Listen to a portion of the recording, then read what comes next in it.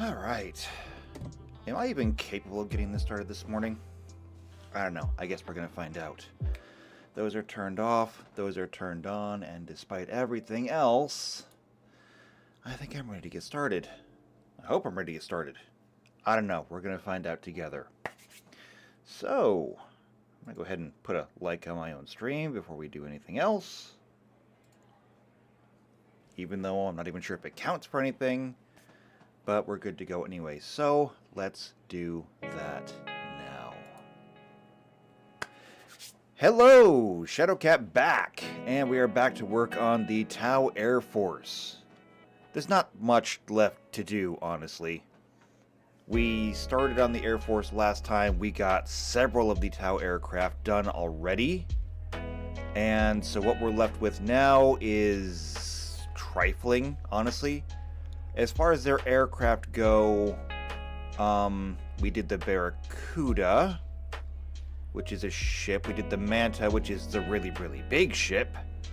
The Orca dropship, which is exactly what it sounds like. The Razor Shark Strike Fighter, which is just a fighter.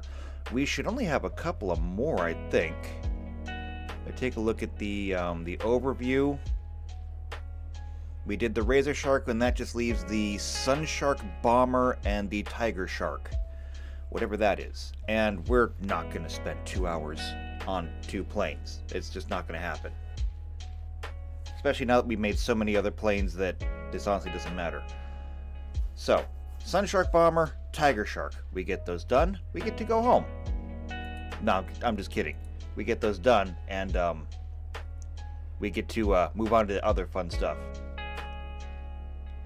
So, if I can get my browser straightened out, because obviously it's not. Move this over here. Because I am so very, very, very, very not prepared. Alright, so we need to bring back our browser now that it's fixed. And bring back our spreadsheet so we can get started. So the next thing on our list is the Sun Shark Bomber, which is pretty similar to the other one. It's just instead of it being a strike fighter, now it's just going to be a bomber. Pretty simple. The most interesting thing about the Sun Shark Bomber is going to be the pulse bomb generator, but I'm pretty sure we already did that. If we look at the Tau Arsenal, we look at pulse bombs. Yeah, right here. We already got the pulse bomb generator. So we're set there. Interestingly enough, we said this was going to be a medium-sized weapon. And so we're going to have to wait and see how that pans out with the actual aircraft. We may have to make adjustments. But the Razor Shark Strike Fighter turned out to be a medium flyer to begin with. So having it being a medium weapon, very appropriate. That means that no small craft could wheel or could actually mount it, at least not without some significant modifications, and anything large could. So let's go ahead and copy this, and we're going to say Sun Shark Bomber. We'll paste all this down. And how much of this can we keep?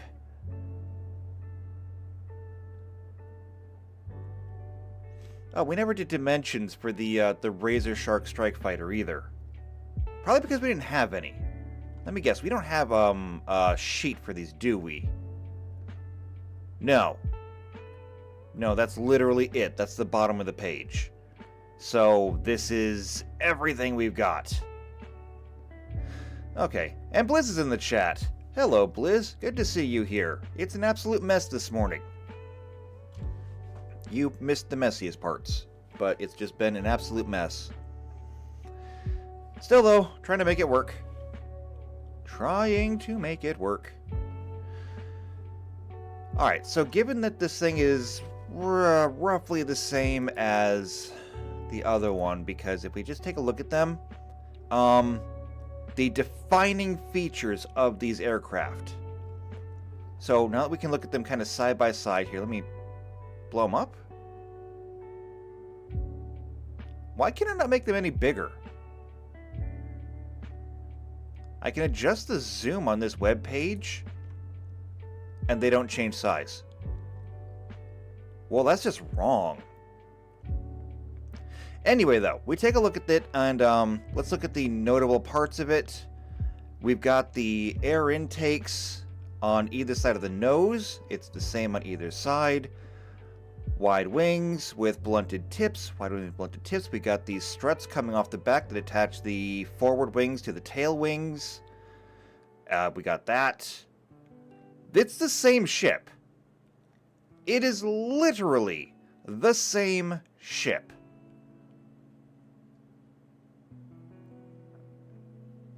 So, I mean, there's not much for us to really do there. The only difference between the Razor Shark and the Sun Shark is the armament. The Razor Shark is going to get burst cannons. The Sun Shark is going to get the pulse bomb. So these dimensions here, because we didn't actually put any weapons on the Razor Shark, these actually work for both. So here's what we're going to do. I'm going to say, we're going to put a slash in here and say Sun Shark Bomber. And we're just going to use this for both of them. And that is super simple. Yeah, why not? Okay. So that leads us down to the Tiger Shark, which I think is going to be the same thing. Because looking at the Tiger Shark, I can't really get them both on screen at the same time. But the Tiger Shark and the Manta are the same thing. I mean, triangular shape. It's got the air intakes on the dorsal side. Yeah. Well, maybe it's not exactly the same, but it's damn close. It's damn close. Maybe it's a modified Manta. I don't know. Let's take a look. Let's see. The Tiger Shark is a flyer used by the Tau Empire. It is the Barracuda's larger cousin, often deployed in the fighter-bomber role. It is also a drone-carrying aircraft that is used to deploy gun drones from its internal racks at high altitude. Oh, that sounds awful! So this thing literally just flies over the battlefield and drops an entire payload of gun drones on the ground and just lets them massacre wantonly. Well, I mean, that's fun. Ooh, but check this out. We actually have a data sheet. Okay, well, this thing is definitely not a Manta, so we're not just going to copy everything over from there. It does say, however, it is the larger cousin to the Barracuda. So we look at the Barracuda. That was one of the first ones we did. Yeah, I guess I can see it. I can see it.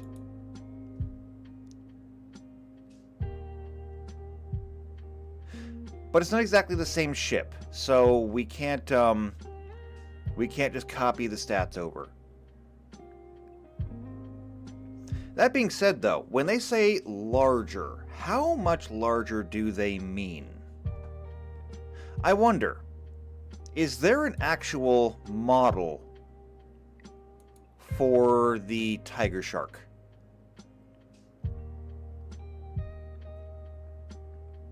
Because this ought to give us an idea. Aha! There we go. There's a Tiger Shark. There is a Tiger Shark. Okay. Okay, hold on. Aircraft, aircraft, aircraft. Is there a Barracuda in here? There's the Manta, the pretty, pretty Manta. But what about a Barracuda? There's a Barracuda! Okay, now here's what I want to see. How much bigger is it? See, these are not going to give me, like, distinct measurements. But what I can find out is... Actually, did the Barracuda have a tech sheet? It occurred to me that I really don't need to actually look here.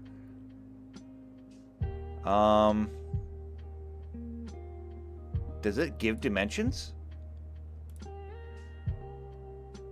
No, it does not. Did the other sheet give dimensions? So, we know the Tiger Shark has a tech sheet. Did the Barracuda have a tech sheet?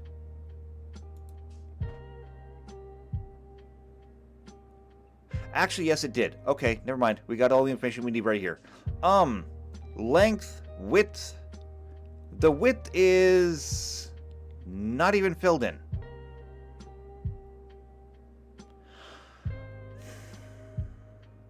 Not gonna lose my temper. JP is in the chat, and JP says everything has a tech sheet. Everything absolutely does not have a tech sheet. They do not. And as we can see, even the tech sheets we have are incomplete. How hard is it to measure the wingspan? Now, interestingly, we do have a width for this one. So this ship is 14.1 meters long, 20.9 meters wide, and 2.3 meters high.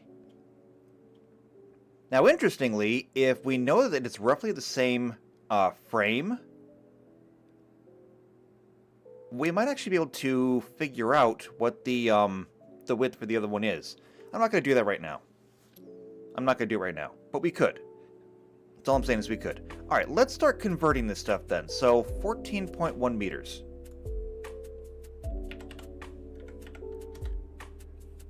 And if you notice, I literally never even turned off my browser since the last stream. That's why everything is still here and everything is all screwed up because I never restarted it. It's got a little thing, it's like, there's a new Chrome update available. Please restart your browser. I'm just like, no. JP says, did the equipment go through QC? Who signed off on this? Okay, I don't think Tau have QC. I'm not sure. Alright, so 14.1 is going to be 46 feet. We're gonna move that down a little bit to 45. Just so that it fits in our maps easily. We're also going to rename this Tiger Shark, Fighter, Bomber. It's probably still going to be a medium, but I don't know. So dimensions are going to be 45 long by 20.9 meters. That's a 6. That's a 9. There we go. 68.5 is going to be 69. We're going to go ahead and round that up to 70. So by 70 feet wide.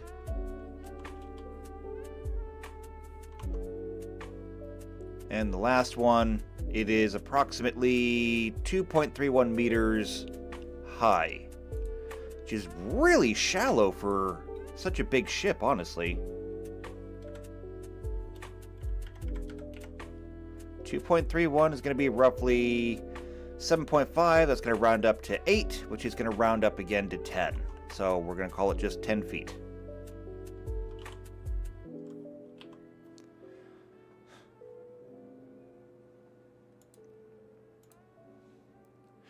Alright, so we got our dimensions there. We know roughly what it is, so we're probably going to make this another medium-sized ship. Probably at least. I'm not sure, but it's the best I can really think of at the moment.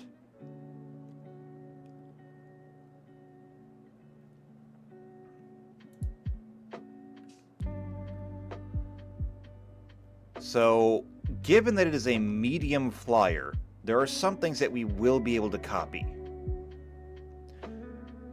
So, like the size, speed, all of this stuff can be done. Honestly, is there anything here that we don't need? Yes. The things that we don't need are going to be the improved mobility and the improved sensors. But that's for the strike. Okay, we may have to actually go back and revisit that, because these are specifically for the Razor Shark Strike Fighter. And the Sun Shark is not going to have these, so we may have to split this up and give special modifications for the Sun Shark, or the Razor Shark, and then the Sun Shark. However, I'm not so worried about that right now as I am worried about everything else. And it just occurred to me that the improved mobility, improved sensors, that all modifies the speed. Well, the improved sensors don't, but the improved mobility absolutely does. So, yeah, we may have to actually copy that over and do that on its own. Alright, never mind. We're going to have to actually do this one legitimately from the top. Medium flyer. Okay. Let's find our medium flyers. Large wheeled vehicle, medium flying vehicle. Here we go. So a medium flying vehicle at tier 1. We'll just copy this over. Make that default. Armor is going to be 10-10, cover none.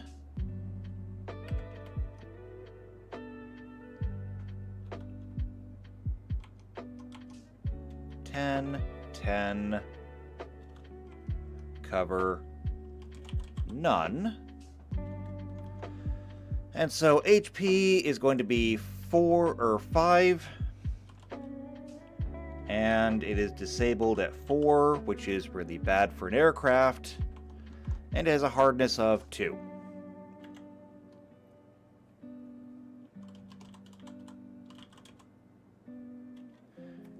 Collision DC 11, I think that's right. Is that right? No, it's not right. It should be 13. There we go. Fixed it. Okay, piloting is a -1, -3. Getting a little tired of actually putting those parentheses in. So what if we do this?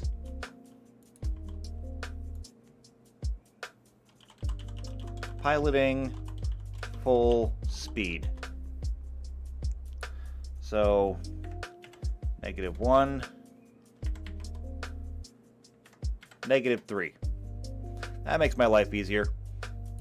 Passengers. Okay, now here's the thing about the passengers. On the datasheet here, it says that this thing has a crew of 2 people, a pilot and a co-pilot. Let's read up on this thing and see what it has to say. So, it is usually encountered flying in support of Tau Hunter cadres during major operations. It is more maneuverable than the Imperium's direct equivalent, the Marauder bomber, but it lacks the large bomb payload. They're never as numerous as the Barracuda, but they have many features and systems in common with it. All crew come from the aircast, of course, giving them a natural advantage. Let's see. The Tiger Shark variants are identified with multiple burst cannons and seeker missiles. Fun. The main role seems to be the deployment of drones.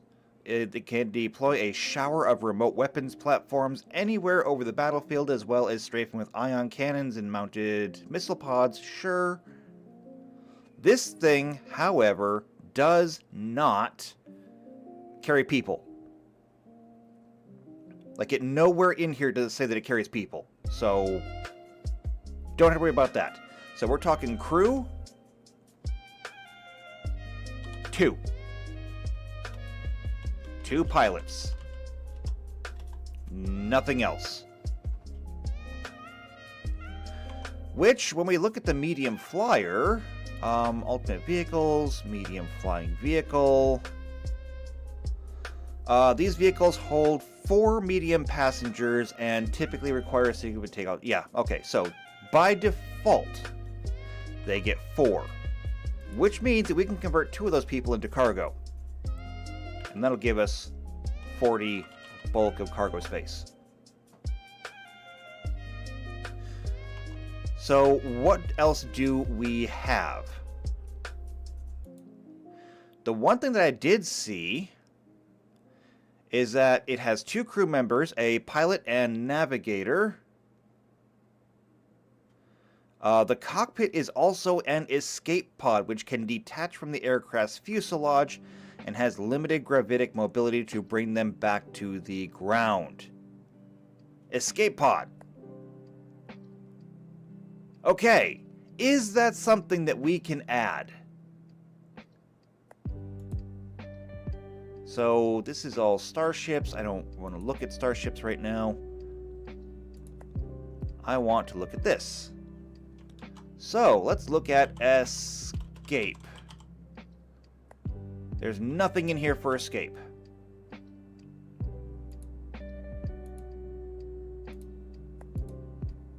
What about pods? Missile pods, missile pods, missile pods. No. Okay then. JP says just give them a parachute. I mean, I would, but that's not what the thing says. So I have to make my best effort to give them an escape pod if I can. And if I can't, well, then I will give them silk. See, that's weapons. That's feats. Yes, JP, we have feats.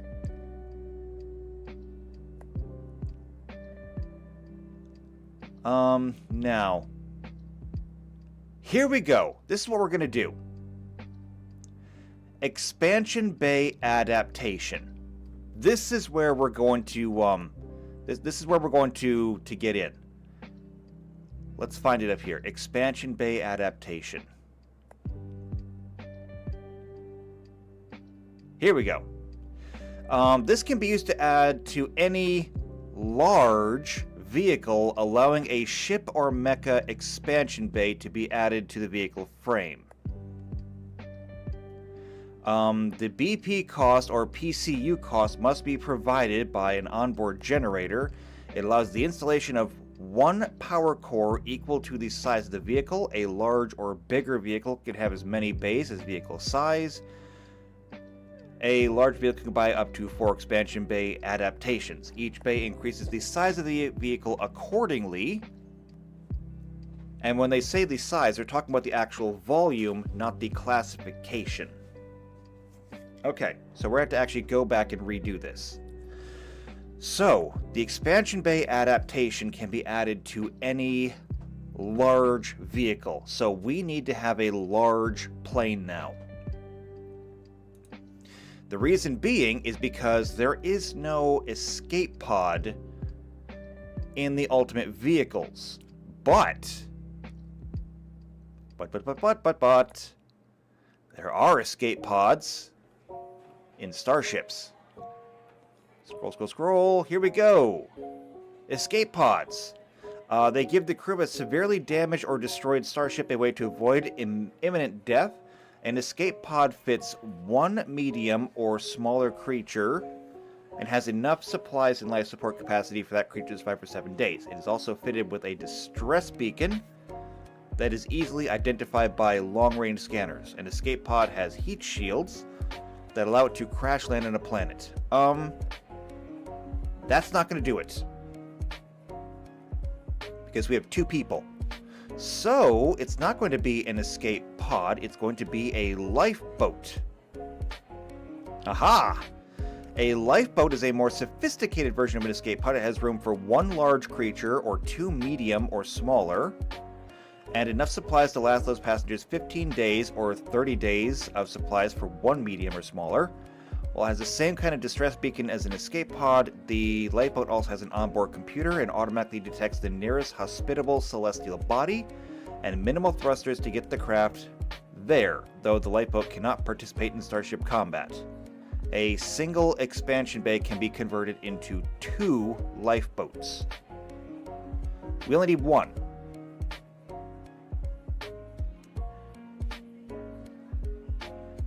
Let's see, a single expansion bay can be converted into 6 escape pods.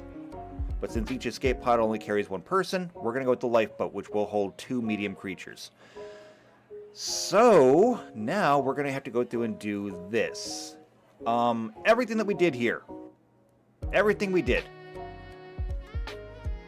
It's gone. Instead, can we copy the stuff from the Manta? So it's got mass transportation, vehicle transporters, starship material. None of this should affect the speed. I don't think it does.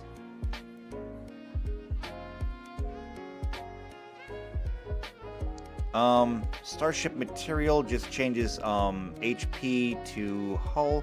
Oh wait, no, we did give it fast ×3 because it has to be able to achieve escape velocity. Alright, so no, we can't copy it over, unfortunately. Well, I mean, unfortunately for me. We're going to have to go ahead and do large flying vehicle.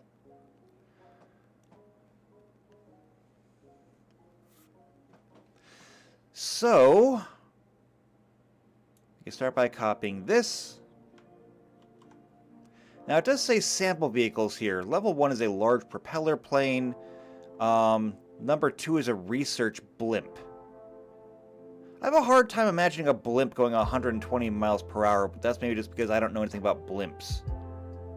Same thing as it says a small passenger or cargo jet. I have a hard time imagining a cargo jet going 125 miles an hour too. The speeds in this game are just weird. Okay, it's going to be a large flying vehicle now. Speed is going to be right there. Default formatting. Armor is going to be 10, 12, and full. 10, 12, and full. HP is going to be 20, damage, or, yeah, disabled at 5.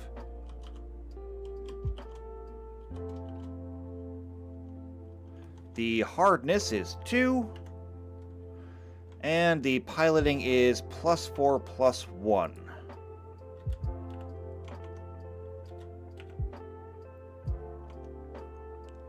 We're still keeping our 2 pilots, however, these larger flying vehicles hold 12 medium passengers, or the equivalent of 240 bulk. Since we only need 2 for crew, we're going to have 200 bulk now.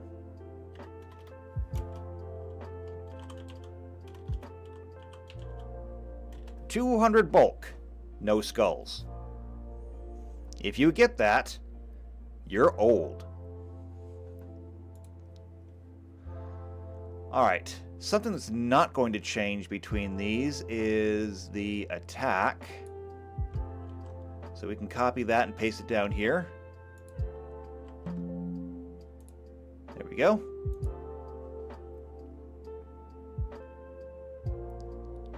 Now, in terms of other modifications. So we know we need the expansion bay. So expand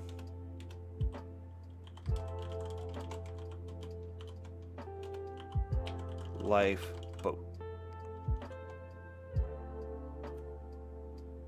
So we know we got to have that. And that is only going to be one that's only one modification used, so there's still plenty of room to add other weapons, other drones, whatever it happens to be. We haven't even made drones yet, but regardless. Okay, So, I need my calculator now. Because I got to start making modifications. So military is going to increase a lot of things by 25%. So, for example, 25% of 60 is 15. That's going to be 75 feet.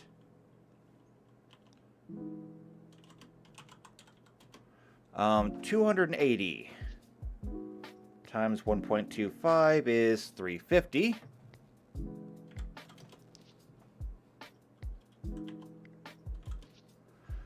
And 120 miles an hour. 25% of that is 30, so it's going to be 150. Don't even need a calculator for that.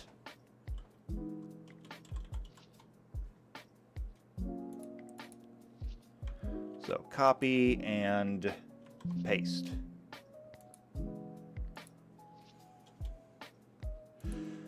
All right. Armor class. Energy is 10. Quarter of that is 2.5, so that's going to be 12.5. Round up to 13. This is going to go up to 15. Cover steps up 1, but it's already there. HP is going to be 25% of 20 is 5, so 25. And 1/4 of 25 is nothing, but 1/4 24 would be 6. So we're going to do that. And hardness is not going to change. I don't think military changes anything else after that. Let's go ahead and check just to make sure. Military changes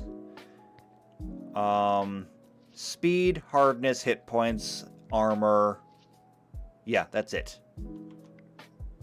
Alright, so there we go. That is a Tiger Shark Fighter Bomber.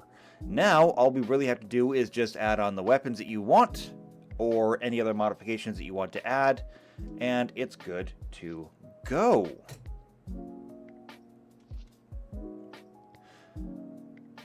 So,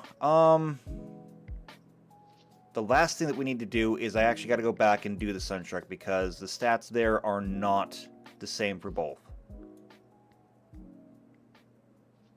So I got to move that down there. The Sunshark we actually do have to do. Sunshark Bomber.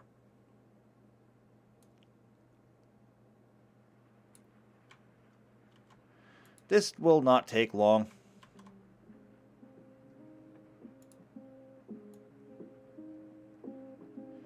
We can leave the pilot, I believe.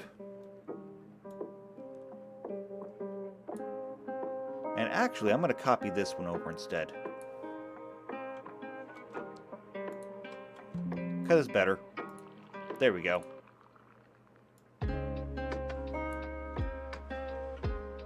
So let's go ahead and delete these, delete that, delete that. Okay. Oh, I didn't figure out the price for this one. You know, it really doesn't matter. I can figure out the price later. It doesn't matter. Alright, so this is going to be a medium flyer. Just like its counterpart Strike Fighter. The speed. We'll come up here and get from here. Now see, interestingly, we kind of did this in reverse, I think. Because I think this is going to be a pretty baseline plane. The Strike Fighter is all kinds of fast and maneuverable and everything else. The Bomber, not so much. The Bomber, I think, is going to be pretty unmodified except for the big bomb that it carries on the back.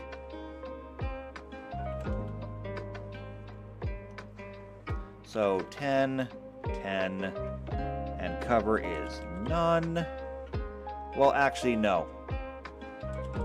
That's not entirely true. The cover will be half because of the military. HP.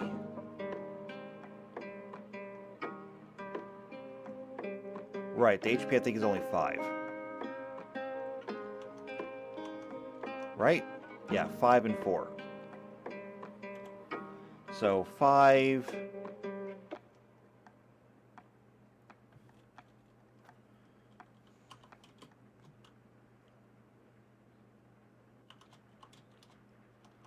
Hardness is only 2.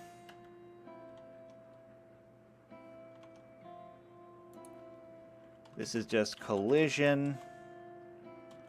DC 13.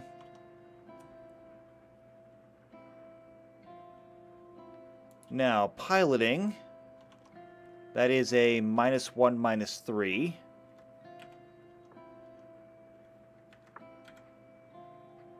Modifications we don't know yet. But the Sun Shark, I'm pretty sure only has 1 pilot. Nope, not that one. That one.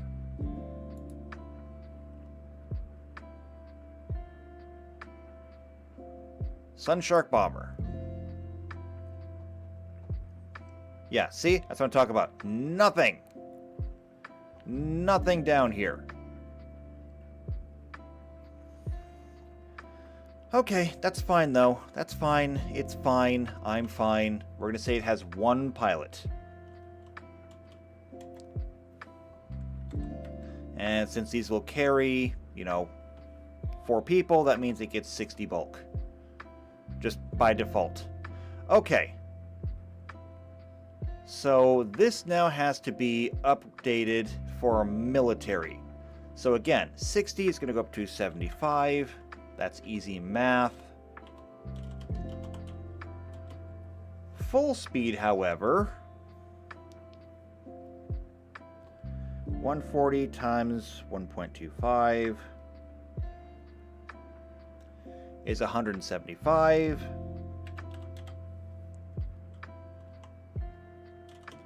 And 30 miles an hour becomes 37.5. Let's go ahead and just round that up to 38. Which is just ridiculously slow for a plane. Good thing it hovers.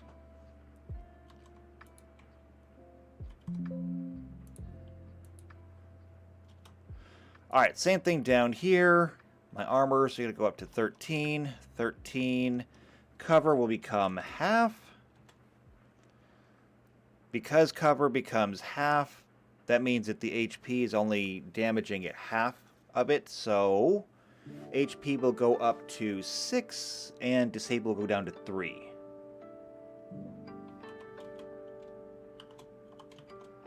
Not sure if I did that for the rest of them. No, I did not.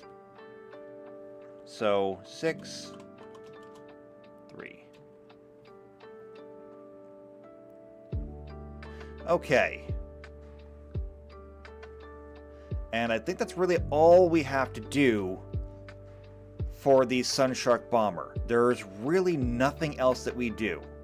So, capable of blasting ground targets with its primary armament, the pulse bomb generator. Secondary systems include interceptor drones to intercept incoming enemy aircraft. That's just a weapon. Missile pods, also a weapon. The drones may be exchanged for additional thrusters and quad ion turrets. If you chose that, that would just be a fast modification, honestly. Due to their unique flying tendencies, Tau do not use ground artillery in a conventional sense, so the Aircast Bomber was a necessity for effective heavy fire support. Okay. So there's really no other modifications we need to make to this. We can leave it as is. No modifications right now. Meaning that if you picked up a Sun Shark Bomber, it is essentially just the bare bones model, and you could then slap on whatever you wanted. However, if you wanted a Razor Shark, it's going to come with the improved mobility and improved sensors by default, which will somewhat limit the armaments that you can add to it. But there we go. Are we done? I think we're done.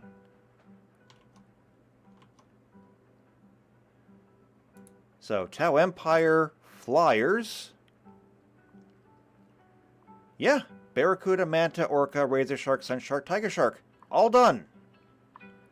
So, we have taken all the light vehicles.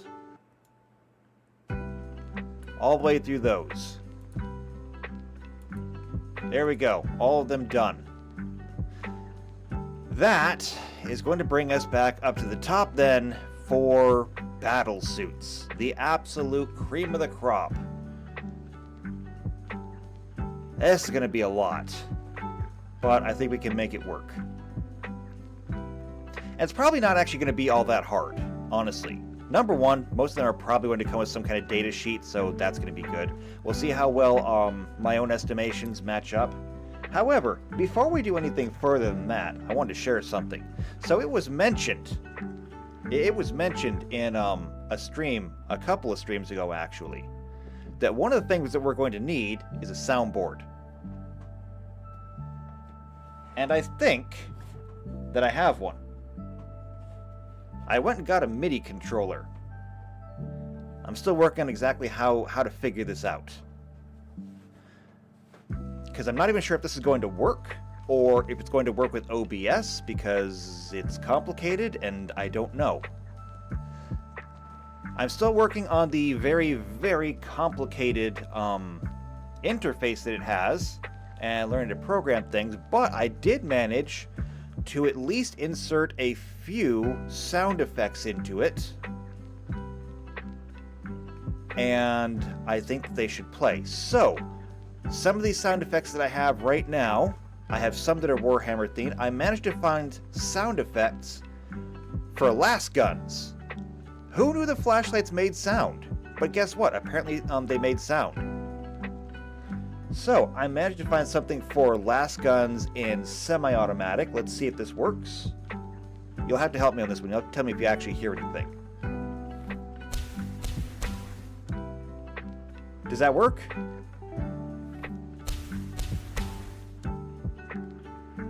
I'm really hoping this works. Can we try again?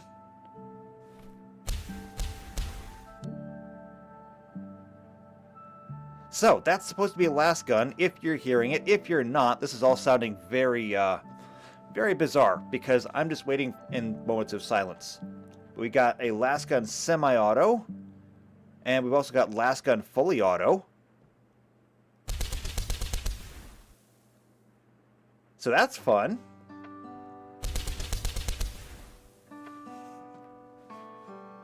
Now, that's just a las gun. That's not bolters. That's not, plasma weapons or anything like that. So I still have a lot of work to do on this, putting it together. However, you asked for a soundboard.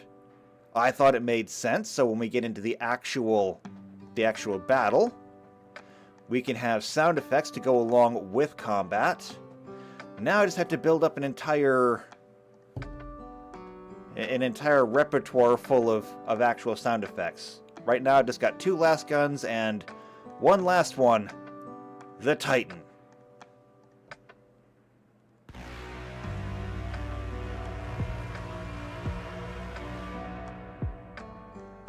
It's good stuff. I like it. It's going to be great fun. I like it. I really have no idea what else to put on. So, I will say this. I need help. I need help finding sound effects for the soundboard, because you would not believe how hard it is to actually find some of these. I just happened to come across a las gun sound effect randomly. And I was looking for sound effects from 40K, and that was like the best I could do. Blizzard Star says it sounds ominous. That's because it is.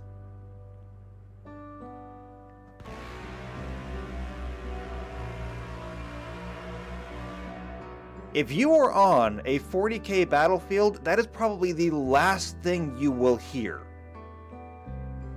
Because if there is a Titan on the field, okay, if the Imperium has saw fit to field a Titan, they no longer care about collateral damage.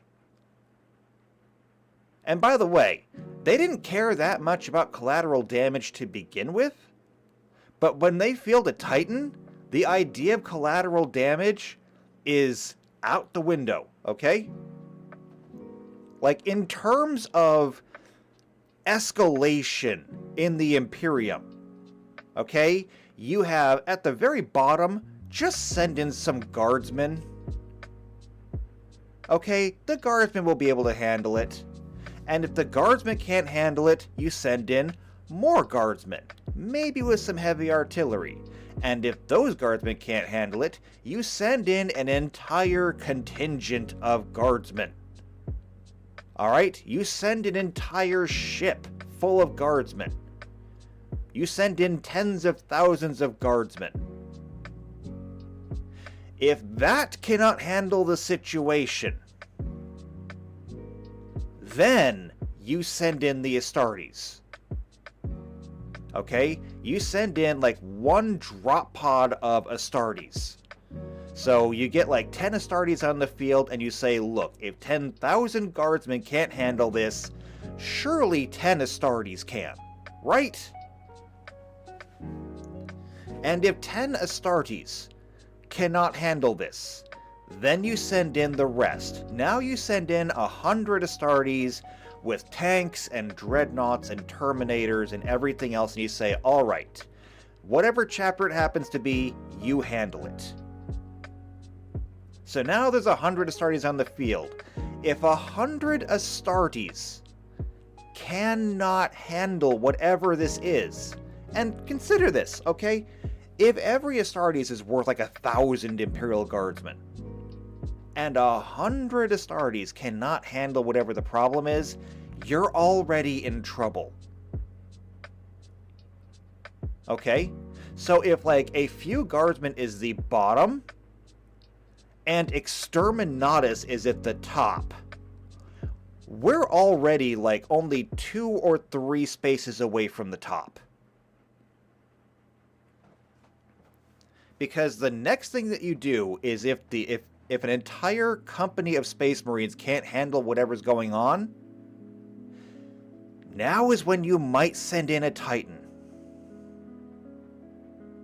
Now is when you might say, okay, Mechanicus, call up the Legio Titanicus, we're gonna need some knights. We might actually need an honest-to-God Titan. That's the point that we're at right now.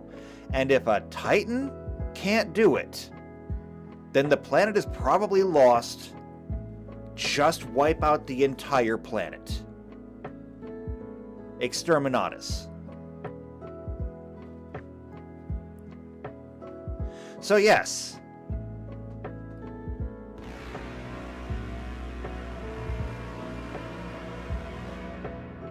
If that sounds ominous, that's because that's how screwed you are. That is how screwed you are right now. Okay? You as a soldier are just like, I'm in so much trouble. You as a civilian, you're just like, I'm already dead. Okay? There is no chance of getting out of this. If I run in one direction, I'm running into chaos or Tyranids or God knows what else. If I run into the other direction, I'm running into a Titan. You are screwed, my friend.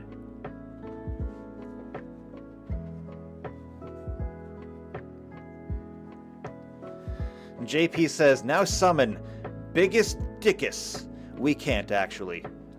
Biggest Dickus went into the warp, but because the warp also warps time as well as space, Biggest Dickus ended up in Rome and got a job working in Caesar's throne room.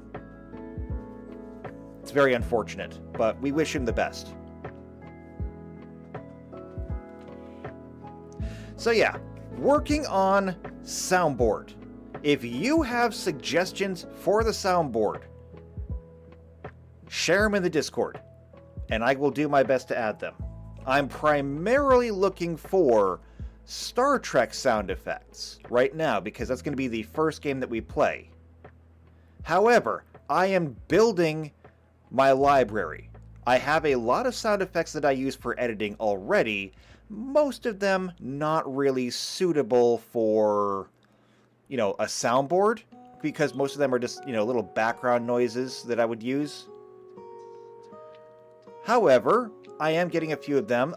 I did get a torpedo sound effect for the Star Trek game.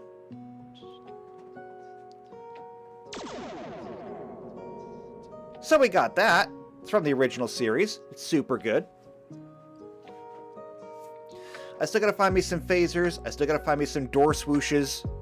I do have a video of random transporter sounds that I need to convert into an audio file and then clip so that I can use that as individual sound fonts. So there's a lot of work to be done there. But you asked for it. You asked for soundboard. We have soundboard now.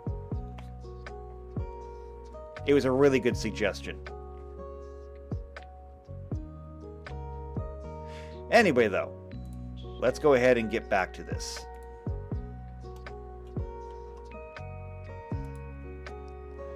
So with all of the other vehicles done, it is now time for us to go ahead and get into the battle suits. Now, before we get too far into the battle suits, as we already established by looking at them, we have pilot battle suits and stealth battle suits. And even though they are called battle suits, when we look at them, they are essentially a form of powered armor. They are Tau-sized, so your legs are going into the legs. When you move your leg, the suit moves its leg. When you move your arm, the suit moves its arm because your arm is inside of it. It doesn't really have any choice. It is not necessarily obeying your commands so much as it is mimicking your actions and accentuating your actions. You move your arm inside of it, it moves its arm around your arm, the difference being that you can only lift 100 pounds, and the suit can lift 500. So that works out pretty well, which means that these are going to actually go into the armory rather than the vehicles. However, that's going to assume that we can find data on all of these.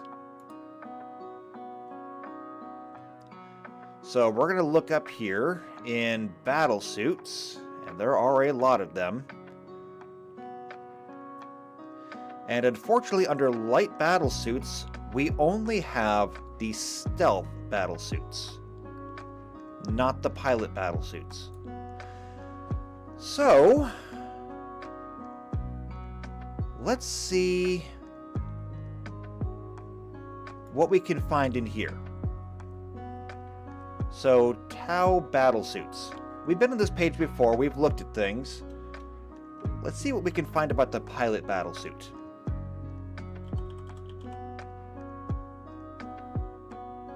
So, a battle suit only requires one pilot usually. Got that. Let's see. A pilot ensconced battle suit can weather some of the harshest conditions. Yes. Ah, here we go. The XV02. Oh, here we go. Battlesuit size comparison from left to right. There's a fire warrior standing right there. We knew that. In combat armor. Then there is a... Oh, no, that's him. A stealth suit, crisis battle suit, the XV805 Enforcer crisis battle suit, a broadside, a riptide, and then the XV02 pilot battle suit. This is what I wanted to find. So an XV02 pilot battlesuit, a unique and experimental prototype of the Tau battlesuit developed specifically for use in conjunction with Tau vehicles. Most notably, the Hammerhead gunship. The 0 in its prefix definition represents the form-fitting design, for it is no larger than the standard Fire Warrior combat armor, whilst the 2 represents the experimental status. I'm not going to remember any of this stuff, Like, I have no reason to commit all the different designations to memory. I'm not gonna do it. If you play Tau, I would suggest a cheat sheet. Okay, don't really care about the history, but I do care about this. The battlesuit pilot works in tandem with the vehicle's AI by processing the cadre tactical network and incoming data quickly so the pilot can react extremely rapidly to enemies attacking their vehicle or nearby units. This allows them to support nearby firecast teams in ways that vehicles, even those equipped with advanced targeting systems, could never before. The combination of Longstrike's formidable skills and the pilot battlesuit made him deadlier. This is just more history. However, it features a multitude of specialized systems, plug sockets, vents, and a wrist-mounted control panel that allow Longstrike to control his hammerhead himself. It also incorporates a black sun filter, which is an optical filtering suite. Yes. Okay, so what do we know? It is essentially just like a normal suit of armor. In fact, it's probably lesser than normal armor because it is just kind of a suit. But we know that it will increase your reflex time. And so we're talking about a suit with like that's something that will actually aid you in your dexterity. Okay, we can work with this. So first off, let's take a look at something we're going to need, and that's going to be power armor. We haven't really done this a lot before yet. We dipped our toes into it with the Astartes, but we didn't look at it too much. Powered armor. Now, powered armor is like my favorite armor. I love powered armor. See, unlike light and heavy armor, powered armor requires its own battery, comes with a fully charged battery at purchase, uses the same type of batteries as anything else, including charged weapons. The battery for the suit can be recharged as normal. Okay. So there are many types of powered armor in here. We want to look at, though, using powered armor, entering, exiting, it's the same as anything else. Powered armor descriptions.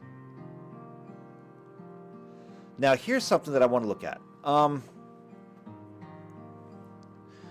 So, like any other armor, it gives you kinetic and armor bonuses, which is great.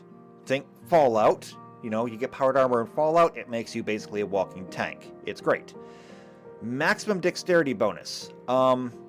You normally add your dexterity modifier to your kinetic and energy armor, but it's limited by your powered armor.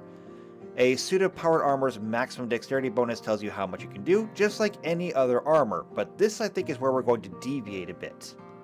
Armor check penalty is the same, speed it's the same, strength however. When wearing powered armor, the armor determines your effective strength value. You can use it for all strength-based rolls, even if your strength is higher. You use the suit's strength. That's okay though, because the suit's strength is almost always bigger than yours. Damage. When you make an unarmed attack with powered armor, it deals damage equal to the armor's listed damage value plus its strength modifier. So this is how powered armor works, and it's really cool. The only bad thing about this site is the fact that it actually really doesn't show you a whole lot. So it gives you sample powered armors down here. For example, a battle harness.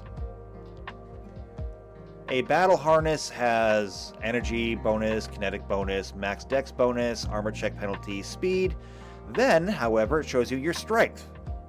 So your strength is an 18, a +4.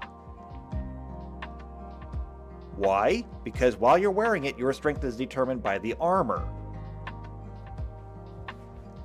The damage is 1d10 bludgeoning damage, plus, the +4 from your strength, size medium, capacity, usage, all that stuff.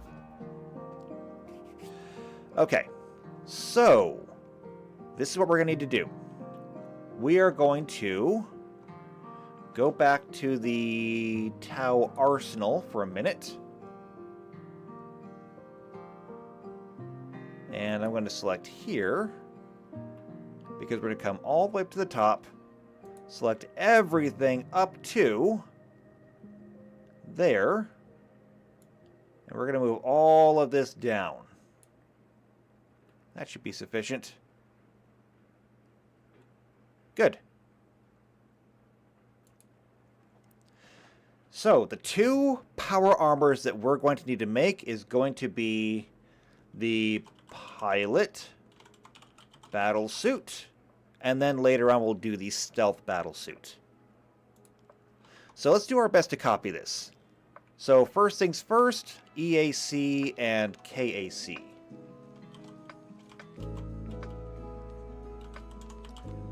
And KAC bonus. Next, max dex bonus and armor check penalty.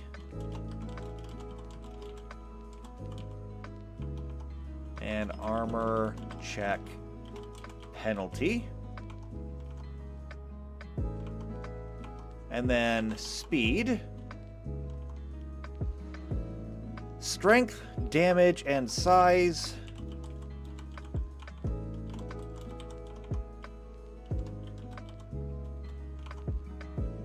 Then there's capacity and usage.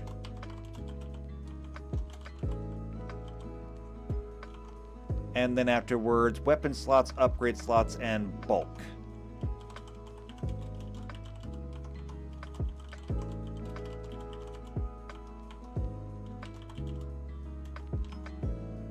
And that's it.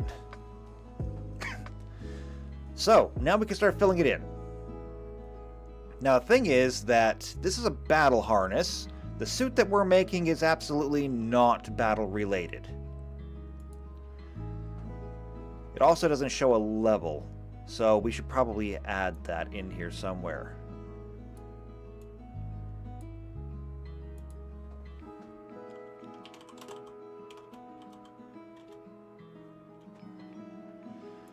Okay. So the level for this is probably not going to be level 1 because this is going to be a decently advanced set of power armor. Making it level 1, I don't really know if that's what I want to do. What I do think that I want to do is take some kind of inspiration from the light armors, because it's essentially going to be powered light armor. And so when we look at this, when would be a really good time to add this into the game? Like I said, level 1, obviously too early. Level 20, way too late. It's got to be accessible when it's going to be useful. So maybe making it a level 5 armor, I think.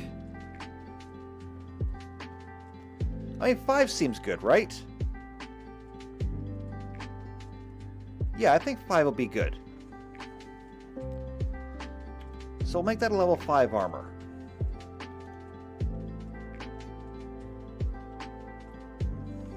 Now, as for armor, our level 5 armors are 5s and 6s, 4s and 5s, 2s and 3s. I'm going to say it's going to be 5 in both. So plus 5, plus 5. Now, maximum dexterity bonus. This is where things are going to get a little bit weird, because the max dex bonus is going to be an NA. The reason for this is because the pilot battle suit does not actually amplify you, or doesn't actually amplify your strength. It's not a real protective armor. It's there to make you better. It's there to make your reflexes better. Armor check penalty is going to be 0. Speed is going to be 30 feet. Now, strength is not going to apply, because this thing is all about reaction time. So instead of strength, it's going to be dexterity. The reason being is dexterity it fuels your reflex save, as well as, I believe if I come down here, recall knowledge, skills, piloting. Piloting is also a dex. So, by wearing this suit, you will get a bonus to your dexterity. By getting a bonus to your dexterity, it will also give you a bonus to your reflex save. It will also give you a bonus to your piloting skill, which will apply directly to whatever vehicle you happen to be piloting. Whether that be an actual vehicle or a starship, whatever it is. Anywhere you have to use a piloting check, you will be better. So, how do we make you better then? Because if you're a pilot, you probably already have a really, really great dexterity. So here's what we're going to do. I am going to, and this is going to be kind of ridiculous, but not that ridiculous. I'm going to say it's going to set your dexterity to 22.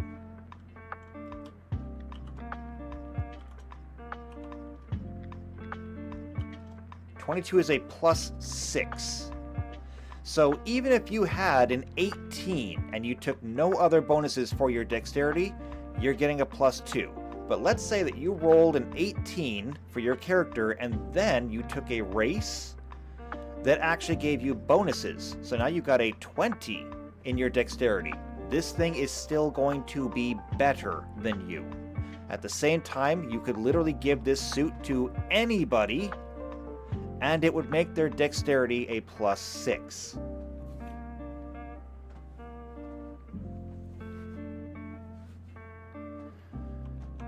Okay, damage. Damage is just going to be 1d3. Bludgeoning, because that's normal unarmed damage. Size is medium.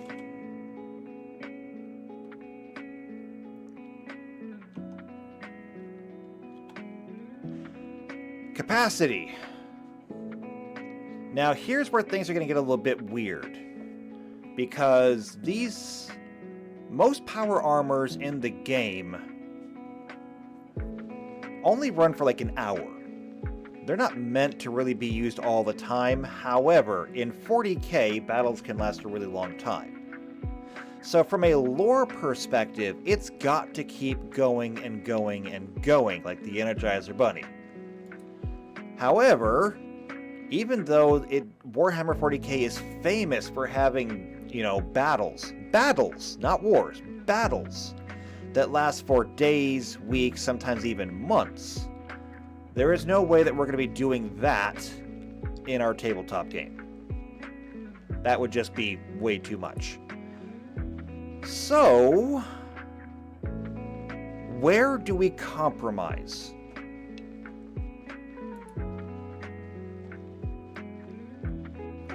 If we look at our examples here, the battle harness has a capacity of 20. It uses 1 charge per hour, meaning the battle harness lasts for 20 hours. The cargo lifter has a capacity of 40 and uses 1 per minute, meaning that it lasts for 40 minutes. Which, for a cargo lifter, sounds really bad, actually. You would think that the cargo loader would last longer, because it's a cargo loader. The best comparison would be a forklift. Could you imagine if you had a forklift and it only ran for 40 minutes? I mean, I've done warehouse work. Forklifts have to... We had electric forklifts and electric pallet jacks and things like that. They have to run for like a minimum of 6 hours. So, I mean, that's weird. Flight frame. Let's see, this massive sleek machine is shaped like a person and equipped with powerful thrusters built into the feet and attached to the back, giving it a fly speed and average maneuverability. Fun! It has a capacity of 100 and the usage is 1 per minute. So it goes for 100 minutes. That's an hour and 40 minutes. Alright, better. This Jarl Slayer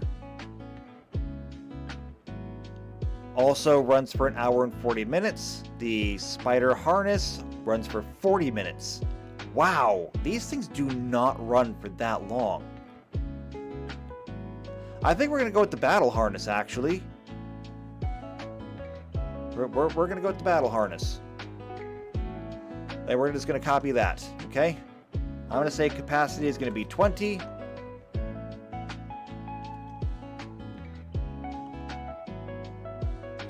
Would you just go? Usage is going to be 1 per hour. Okay? This thing will run for 20 hours. Should be more than enough for anybody. Weapon slots. 0. This thing is not meant to have weapons on it. Upgrade slots, however. What do our light armors show? So, level 5 light armors. The D suit has... this is upgrade slots, right? Yeah. So, the D suit has 1.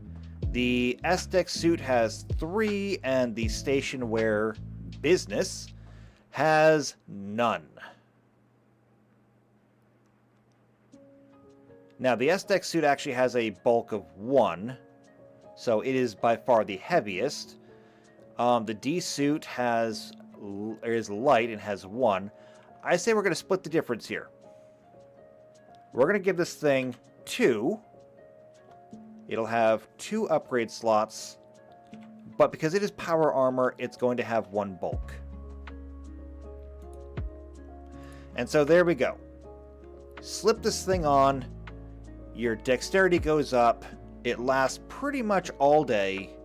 It's not going to give you any kind of bonuses to your strength or anything, but it is going to it's going to do a great deal of good for you when you're in the cockpit. So that's good.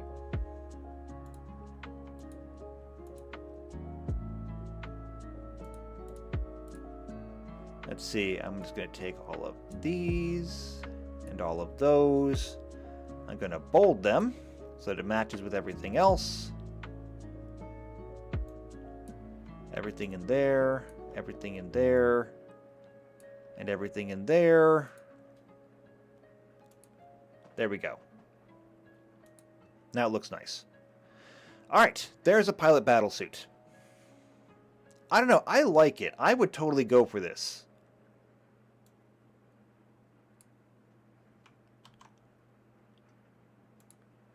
And then we'll put a box around it.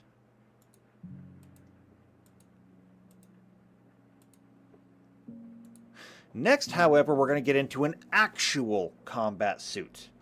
That being the stealth battle suit. Copy. Paste.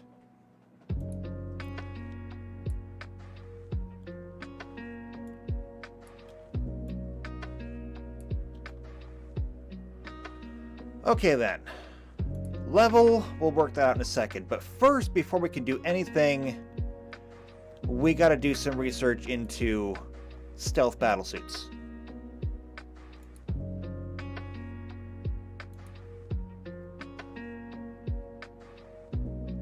So let's see, battlesuits, stealth suit. Okay, I didn't really specifically want to have a specific stealth suit. I wanted to look at stealth suits kind of in general. But I mean, this may be the best that I can get. Okay, so it says that the XV-25 stealth suit is one of the smallest of all the various battle suits designed for use in operations requiring a high degree of stealth. Fire Warriors. Oh, JP says, by the time you finish this, you could make Gundam. I could make Gundam, okay? I could do Gundam right now. I know how to do it. When it comes to walkers, I actually have experience making walkers. The reason being, just, for shits and giggles, I have done plenty of Zoids. So, I did Ligers, I did Genosaurs, I did Command Wolves, I did Saberfangs. I did lots of Zoids because I love Zoids, and all of them are walkers. Now, walkers by default come with 2 legs, so the first thing you have to do is take additional legs for most of them. And then all the various weapons that they get, whether those be triple cannons, beam cannons. When you're doing something like a Rev Raptor, you might actually need to have the scythe blades on either side. But I've done walkers before. I also did, and this was really cool, I did Voltron. I don't think I have it anymore. If I do have it, it's on a spreadsheet that is lost somewhere. But I did Voltron. And not only did I do Voltron, I did each individual lion with each of the lion's particular strengths. So, like, the black lion had better flying, not to mention it was more durable. The yellow lion was stronger. The blue lion was... See, the blue lion, that would have been... I think the blue lion was a bit faster. But, I had all the lions built, plus each one of them had the transformation modification because they all turned into one giant robot, that being Voltron. And I had an entirely separate stat sheet for Voltron. So when you say I could make Gundam, oh, we could do Gundam right now. I can make a Gundam, I can make a Zaku, I can make a Ball. I can get into all the specific piloted Gundams that other people use, like the Death Scythe, or what else? I don't know. I don't really watch a whole lot of Gundam, so I don't know that many of them. But no, we could totally do Gundam. I would really have to brush up on exactly how Gundam works, though, because, like, I love giant robots, and in theory, I should love Gundam too. But Gundam is so massive. It is so massive. Where do you even begin? It's kind of like I would love to get into to BattleTech. And if you're not familiar with BattleTech, BattleTech was the precursor to MechWarrior, which was really popular here in the US. But BattleTech has been going on for a long, long, long time. And the scope and scale of the lore in BattleTech is just overwhelming. And here's the thing. When they talk about gatekeeping, okay? And by the way, I am absolutely on team gatekeep. If you love something, gatekeep the hell out of it. Okay? Do not just open the door up to anybody.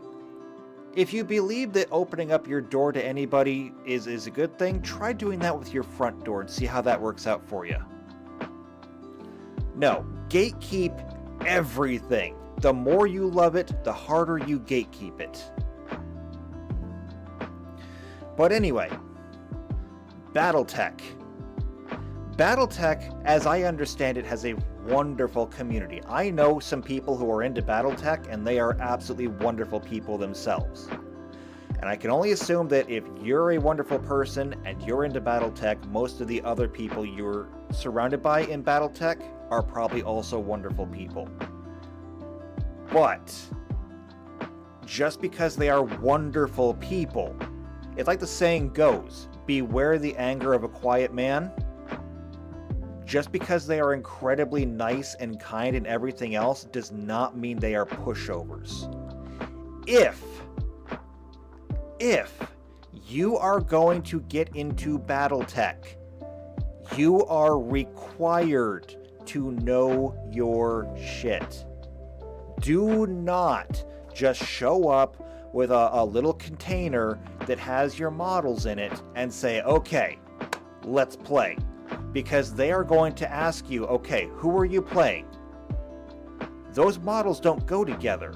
There is no point at any of the lore where those two models would have been together, because those two models are not even on the same faction, okay? You cannot put an Inner Sphere and a Clan Battletech together in your grouping, okay? You just can't do it. I don't actually know if that's true or not. That's the best example I can come up with off the top of my head. I could be absolutely wrong on that one. The point being, though, if you walk in there and do not know what you're doing, if you do not know what you're talking about, you will be politely asked to leave until you have done your homework. And then you can come back and play with them. It's a little bit like, but more severe than, showing up to a Warhammer game with an unpainted army. Like, Warhammer is more forgiving on the whole lore thing. Warhammer cares more that you know the rules, you know how to play, so that we can get in there and start shooting at each other, okay? Because that's what we're all here for. The lore is amazing. Everything about Warhammer is amazing. When it comes to the game, all we really want to do is just set up our models on the battlefield and have fun shooting at each other for 3 or 4 hours, okay? That's all we want. But if you show up with an unpainted army, usually they will let that fly once. They will say, look, I get it. You got your models, you built your models, you're excited to play. We'll let it go once. But if you show up with an unpainted army and the same people are there and recognize you, they will ask you to leave. It's like, obviously, you don't take this seriously enough, okay? You do not have to be, and I mean, I'm a little bit of a hypocrite on this one because I hate painting. It's the only reason I don't have any models, because I will not paint them. I hate painting. But if you go to like a Warhammer game, they will say, look, it's not that hard. Get some spray paint, paint your models, get a paintbrush, and at least paint the pauldrons, paint the helmet, paint, the gloves, the boots. All you gotta do is do like a base color in whatever, because I'm thinking of the Space Marines. So just do a base color in whatever chapter you want, paint the pauldrons and the gloves and the boots and the helmet to match, and then you can come play. If you cannot even put in that minimal amount of effort, you're just not welcome. And here's the thing, I don't blame him on that one, okay? It's a good thing. It really is. You should have standards in whatever you're doing. Like, I want to get my tabletop game going. I have standards, though, for the people that I'm going to allow into my game. I need players that are going to be role players. Not 100% of the time, but they need to be role players like 90% of the time. They need to be punctual, and they need to be reliable. Okay? It's not exactly a high bar, but it is a bar. And it's a bar that's there for everyone's, for the benefit of everybody, okay? Everybody is going to benefit from this. Because if someone is not going to meet up to that standard, then it's not going to work out. Somebody else is going to have to play your character, or we're going to have some person who is always breaking character because they want to talk about this other thing, and we're just not going to have it. So standards, good thing. Also, gatekeep. And if you want to know any more about gatekeeping, I would suggest going on YouTube and looking up the channel Arch. Okay? Used to be Arch Warhammer before Games Workshop threatened to sue him if he didn't change his name, because that's how petty they are. So, that little diatribe rant is now over. We're going to get back into this. But yes, gatekeep. Do it. It's good. And JP says, please watch Megas XLR. I know of it, but I have not seen it.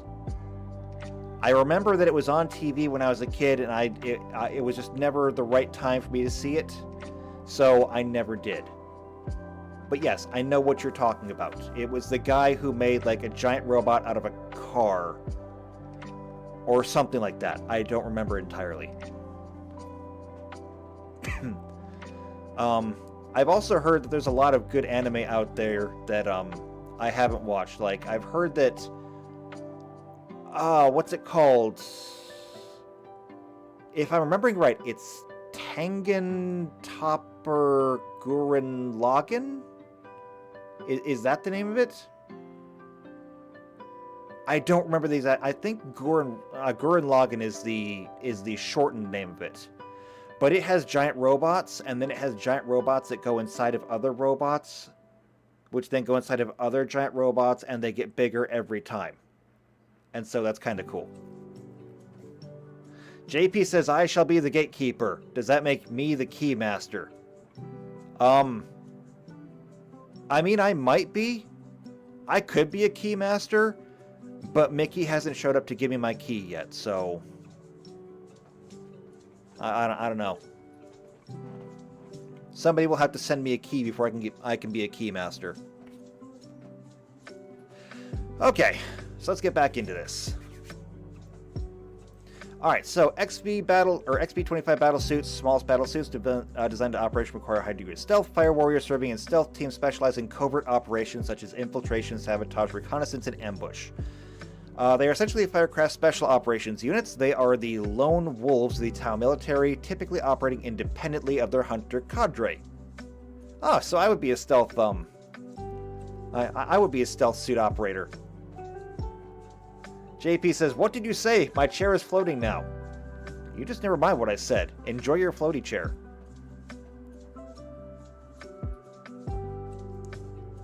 I mean, do you know how much some people pay for a floaty chair?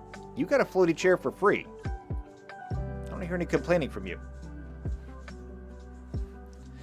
Okay, so suddenly appearing as if stepping out of nowhere, the stealth team unleashes a hail of gunfire to cripple or eliminate their selected targets. There's a secretive way of war. They infiltrate enemy lines. Yes, yes, yes, I get it.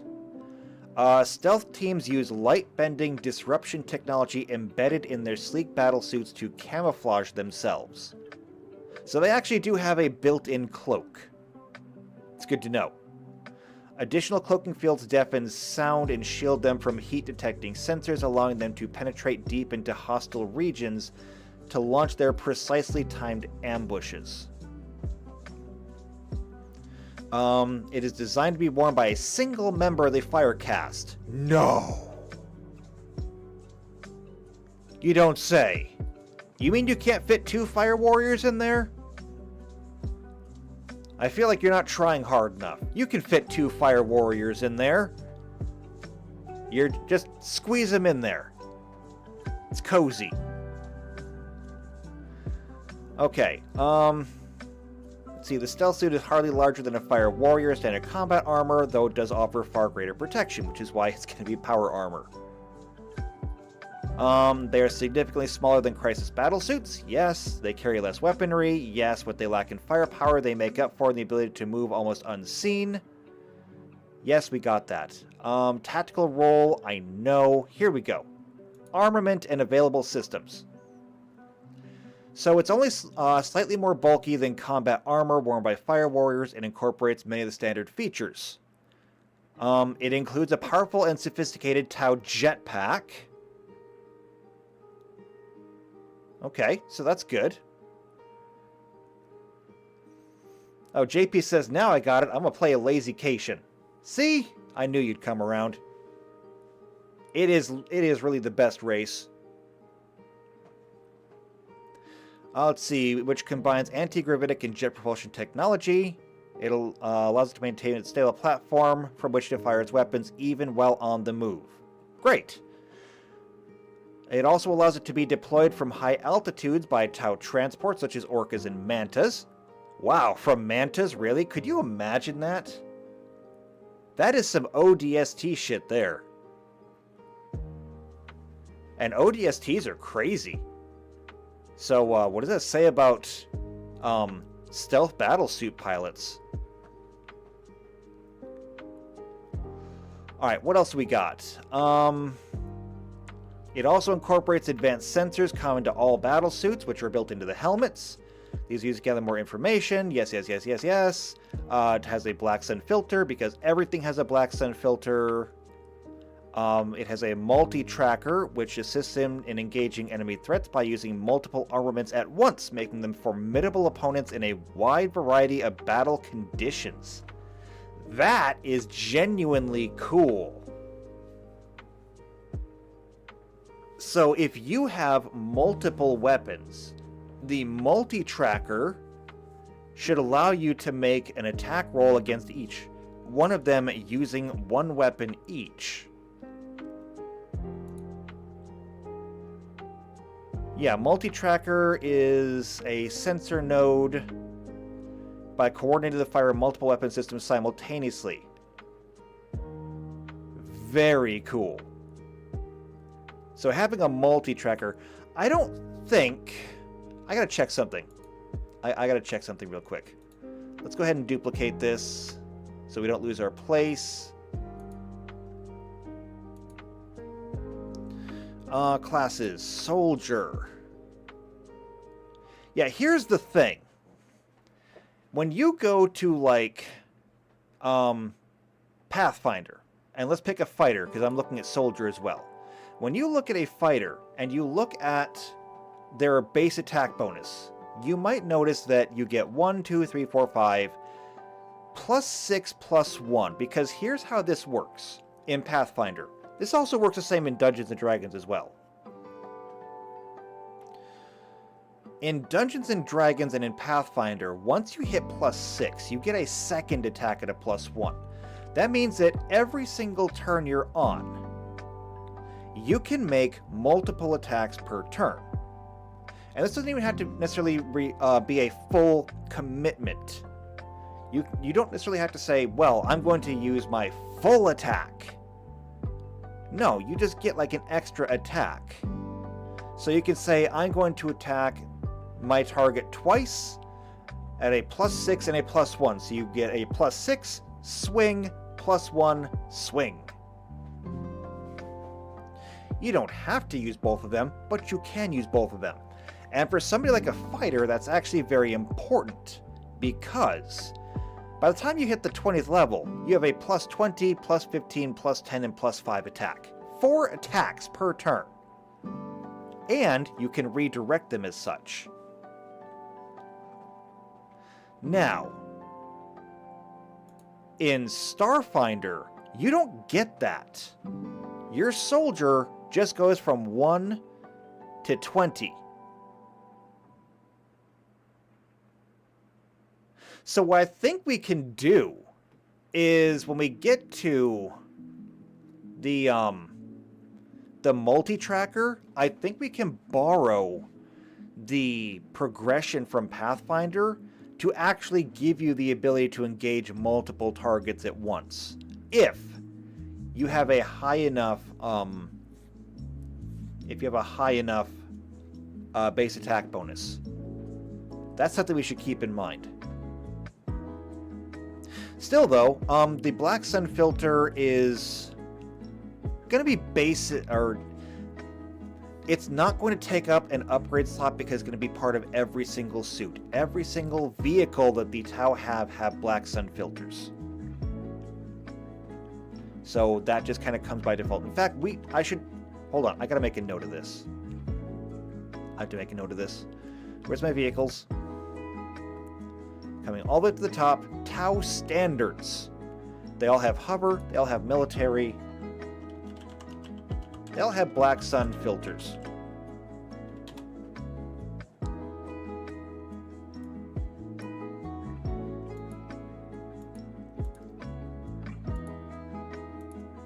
There. That way we don't have to worry about that too much. So, stealth battlesuit right there. Okay, black sun filter. What else we got? Multi-tracker, not required. Not required. But it'll be an option. Let's see. Made out of a lightweight yet strong nanocrystalline alloy. Yes, it's the same thing that goes into basically all their stuff, so it's just Tau armor. It's good stuff. It basically puts them on par with an Astartes, but that's about it. Let's see. Even the armor's shape helps deflect projectiles. Yes. It has the unique capability of camouflaging its wearer through the use of stealth technologies. The suit's integrated holographic disruption field achieves its effects through a number of disruptor emitter nodes arrayed all over the battlesuit's armor. Now, I do wonder if that technically is gear. Let me duplicate this tab here.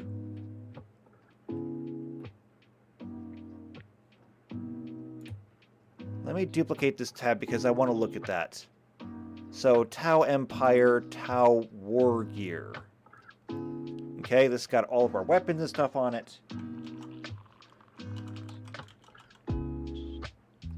Let's see. Here we go. What do we got? So this is under War Gear, the Eclipse Shield Generator. It is an experimental variant of a shield generator whose prototype is only wielded by the... Oh god, I gotta try and pronounce that, don't I? The Chasseur Vesur Raleigh. His Eclipse Shield Generator exerts a drain on his hazard battlesuit. Okay, this is not what we want. A homing beacon. Usually only issued to stealth suit pilots. Nope. Multi-spectrum sensor sweeps. Nope. Don't want that. And that is it. So I see one of two options here to handle this. Number one is we need to add an extra stealth module that you can put onto your stealth battlesuit. Now that means that if you opted not to put it on your stealth battlesuit, then it would just be battlesuit. Which is not the worst thing in the world. I mean, it's going to be a decent powered armor even without the stealth module. But it won't be a stealth battlesuit then. That being said, we could also skip that and make it a stealth battlesuit by simply integrating it into the battlesuit by default. Which is an option. And when we do that, we can either install that for free and make that exclusive to the stealth battlesuit, which would give you a really good reason to play a stealth battlesuit if you got the chance, because stealth. And it might give you a reason to pick a stealth battlesuit over something else. It's like you have a choice between a stealth battlesuit or a Riptide battlesuit. Which would you take? I mean, the Riptide battlesuit is enormous and it has a multitude of weapons on it. However, the stealth battlesuit does have stealth. And believe me, a little bit of invisibility goes a long way. Just in case you haven't really played a whole lot of tabletop games. A little stealth goes a long, long way. So we have options there. I do like giving the most options possible. So making it an optional upgrade, I think, is probably the best way to go. That way, if you wanted to just skip the stealth and turn your battlesuit into just like a massive gun platform, I think that's a good way to go.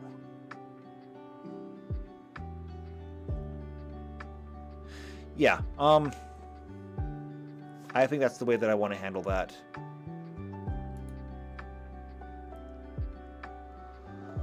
All right. So the XB-25 stealth suits differ from the XB-15 stealth suits mainly through the additional space provided due to the slightly larger and bulkier form of the suit. This allows them to take the battlesuit support system to boost its combat effectiveness, whether it be through improved weapon accuracy, the ability to identify and target multiple targets independently, or enhanced defensive measures. All 25 stealth suits are armed with a burst cannon, which is integrated into the suit's upper arm.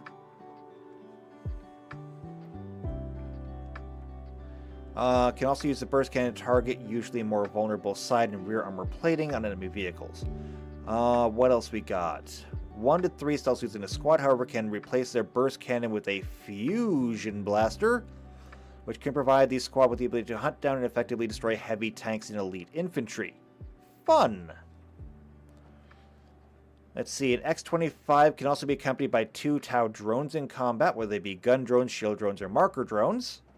We already know that, you know, marker drones are going to be frickin' OP, but that's great.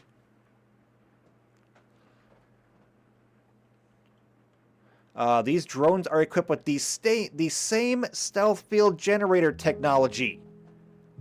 Oh my god. So if you got a couple of marker drones, which are also stealthed, and they're with you, and you're also stealthed, could you imagine that? Marker drones. We already saw marker drone, or marker lights, they're down here. Hold on. So we've got marker lights down here. Each one of them has a 1,500 foot range capacity usage. They go for 100 turns, or you can use them for 100 turns combined.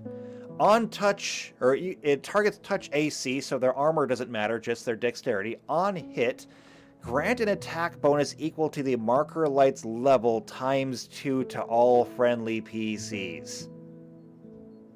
It also removes concealment.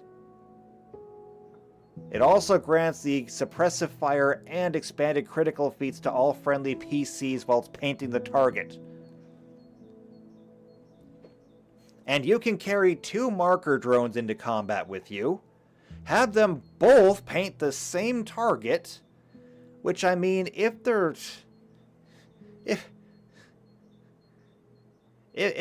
level 2 drone or level 1 drones, that's still a +2. Oh, I did say marker light level or times 2. That's not right. I got to reword that because it should cap out at 19. Technically speaking, if I do that, then the level 19 marker lights would be giving you a +38 to your attack roll. That's not right. It should be going up to a +20 at max. But still, I mean, 2 marker lights, each one giving you the bonus, that's pretty much guaranteed to hit. That's insane. What was I thinking? Who cares? I'm going to leave it in because it's awesome!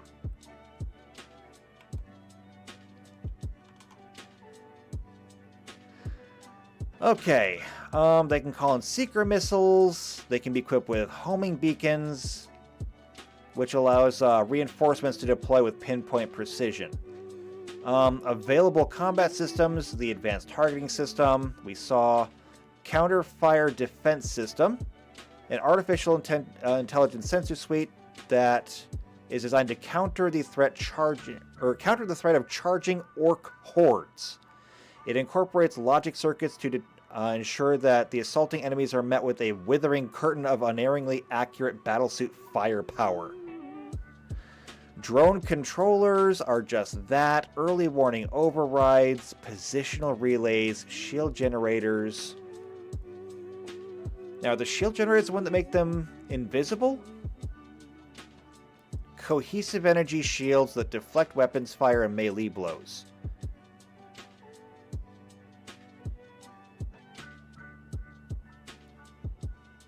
Let's see. Stimulant injectors, target locks, targeting arrays, vector retro thrusters, velocity trackers. No, nothing about stealth in here. We're going to have to make our own stealth module. JP says you need an awesome sound clip with reverb. I don't even know how to do that. But you know what? I'm learning, so I may get that someday. So, let's go ahead and build this. We've got all the information we're going to get. Stealth battlesuit. Here's the thing. Because you're not putting a fire warrior into one of these suits, like, right out the gate. This is for veterans. I think we're going to make this a level 10 armor. This is going to be a level 10 armor. And I know that's really high. Okay, that means you're going to be waiting a really, really long time if you want to have a stealth battlesuit. But it needs to be that high because you need to be that level of proficient before you can even really get into it. That being said, now that we're in the stealth battlesuit, let's go ahead and make it really, really awesome. Like, you waited a long time for this.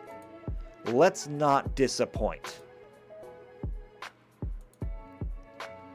First things first, let's see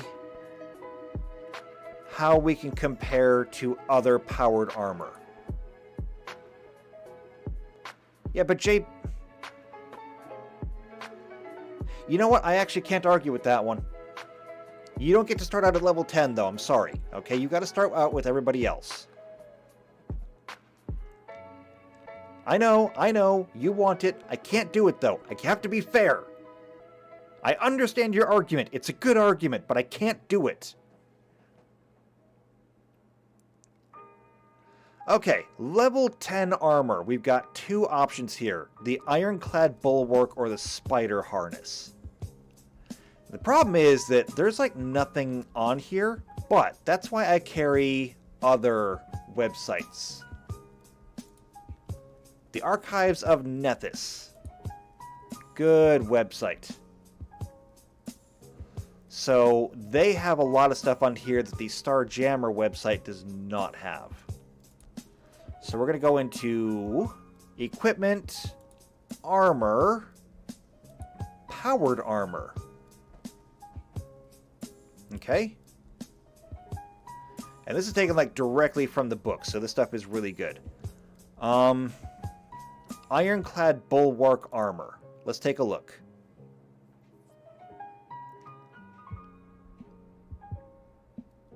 So this is a heavy suit of reinforced metal and polymer powered armor to provide superior protection at the expense of mobility. It can mount melee weapons in its weapon slot, rather than only ranged weapons. Okay, this seems like a really good place to start. And the reason being, I wanted to look at a lot of these armor bonuses. This thing has 16 energy armor and 19 kinetic armor. Okay? Good stuff. How does that compare with regular heavy armor? So level 10, level 10, level 10. Here we go. So we've got the Defiant series and the Formian Hide. Both these are level 10 armors.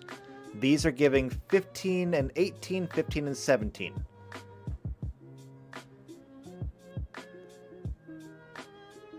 JP says, call that armor the Merrimack. You can call your armor whatever you want. It's a good name for it, though. It's a really good name. Some people are going to get it, others will need an explanation. I love it when that happens. Alright, so these heavy armors are 15 and 18, 15, 17. This armor is 16, 19, so it's pretty in line, actually. I may knock the armor down to heavy armor level, but that's just because we're going to be doing a lot with this, actually. We're going to be doing a lot with this. So, let's start. Energy bonus. We had 15, we had 16, I'm going to say 15. And kinetic, I'm going to go with 18, okay? Maximum dexterity bonus. The powered armor here says a max dex of 2. These heavy armors also say 2, although the Formian hide says 3. I'm going to go ahead and say 2. Max dex bonus is going to be 2. Armor check penalties. These are -4, -4. This powered armor is -6. I'm going to skew towards the lower end because they seem to be better. And I'm going to go ahead and say -4. Speed. Oh, hey, Tux is in. Hello, Tux. You've missed basically everything. We're only here for like another 10 minutes. And Tux says, who forgot to like? I have no idea. Here's something that I learned. I have multiple screens because I need to have multiple screens to do this. On my auxiliary computer and my auxiliary screen, I have my own stream up. I can't see most of it because it's covered up by the chat, but I can see how many people are supposedly watching, and I say supposedly for a reason, and how many likes. Because I make sure to like my own stream just because I try to help it out. I'm helping me to help me, okay? Help me to help me. Help me to help me. Help me to help me. I'm helping me. But one of the things I've noticed is that my stream never actually updates. It still shows only 1 like on it. And I noticed that during yesterday's lecture too. It only ever showed 1 like on the video. And I was actually getting really upset about that. I was really depressed because like nobody likes my lectures. And then I went and ended the stream, and it's like, you got 4 likes on there, and I'm just like, I do? But it only showed 1 for like 2.5 hours. But on... Okay, so I just can't trust whatever I see on my auxiliary screen. Whatever. Sure, I guess. Can't trust anything these days. And Tux says, I found a refresh does weird things. It probably does, but I mean, I don't have time for that right now. Okay, so speed. The Defiance series is -10 feet. The Formian hide is -5 feet. The powered armor has a speed of 20, so that's also a minus 10. So I'm gonna have to go with the -10 here.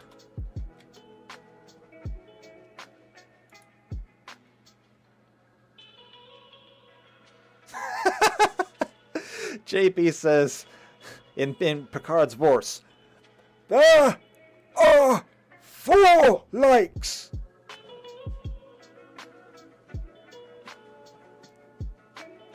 Oh, that's funny.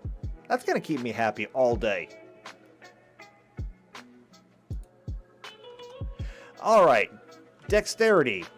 This is actually going to change because we only needed dexterity for the pilot suit. This is actually going to be strength. And the only thing we have to go for here is the 20... in the ironclad bulwark. And I like that. I think that's really good because if you're going to be hauling around a whole bunch of heavy weapons, that's actually really good. Keep in mind that your strength determines your carrying capacity. You are in Starfinder, you are allowed to carry 1 bulk per strength. So if you only have 14 strength, you are allowed to carry 14 bulk before you are overloaded. Essentially, it's your light load limit. Instead of keeping track of, you know, like actual pounds, they try to simplify it. And in trying to simplify it, they really did not. So, strength, I think having it being set to 20 is really good. So 20 is great. Damage. This is saying 1d10 bludgeoning damage. I think that's fine. Yeah, it's fine. 1d10 bludgeoning damage. Then you get to add your strength, so... yeah, that works. Size, medium, obviously. It's made for Tau. Capacity. Now, here's where I think that I'm going to ignore a lot of things. It says here the ironclad bulwark has a capacity of 100. So you slap the battery in there, it's got 100 power units. It uses 4 per hour, though. Which, I mean, I don't get that. But still, 4 per hour means that this thing is going to run for 25 hours. And I'm inclined to disagree with that. Why not? It'll have 100 units. And the usage, 4 per hour.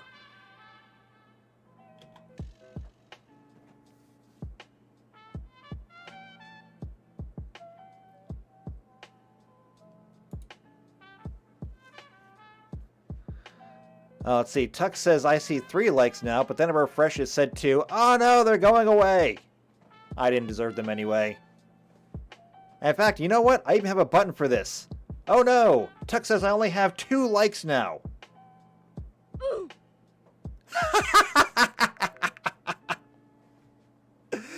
Oh, I'm gonna have way too much fun with the soundboard.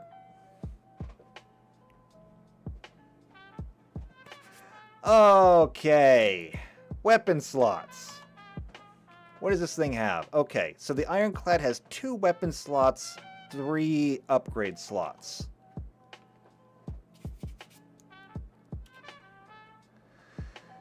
Does that fit with what we're trying to do, though? Let's see. Where is it? Here we go. The XB25. Armament. We already did this. So, armament. Here we go. Let's take a look at the picture. Does this help me? This has absolutely nothing on it. Yeah, oof. And there goes my last like. Okay, I gotta take my own like off now. It was the only one left. Even I feel like I don't deserve it anymore.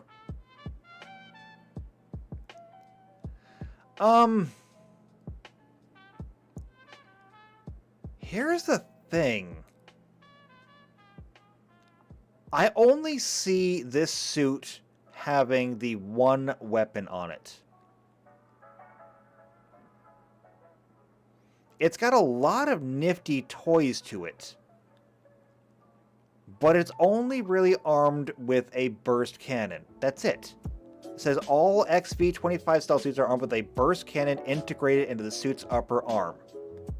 It does say that you can swap that out for a fusion cannon, but either way, these things only carry 1 weapon.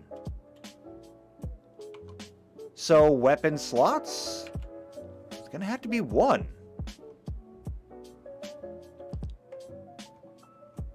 Now, that being said, if it's only going to have 1 weapon slot,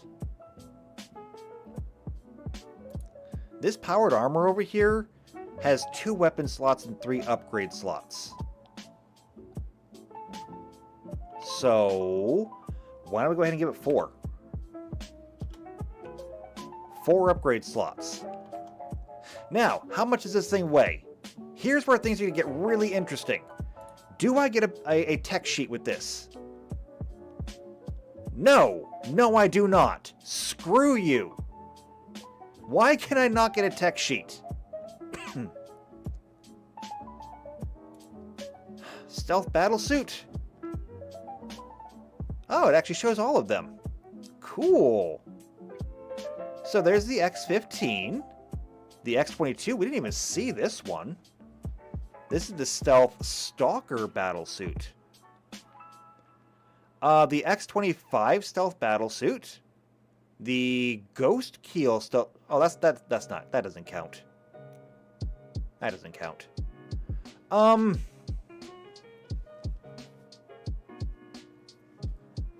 have no idea how much this thing weighs.